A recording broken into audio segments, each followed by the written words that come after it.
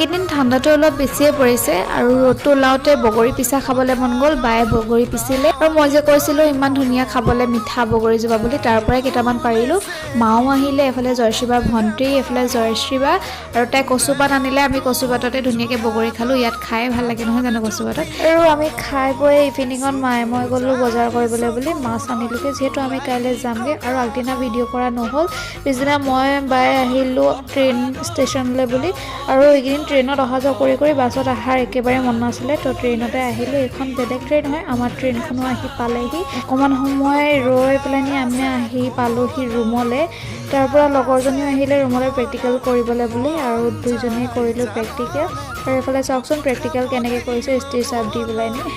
তাৰ পৰা আমি প্ৰেক্টিকেল কৰি মেলি আকৌ মই ভাত বনালোঁ। এনেকৈ একেবাৰে চিম্পল খানা আছিলে। তিনিজনীয়ে ভাতটো খাই বৈ আজৰি হৈ আকৌ প্ৰেক্টিকেল কৰিলোঁ। আজিলৈ ইমানটোৱে আছিলে, বাই।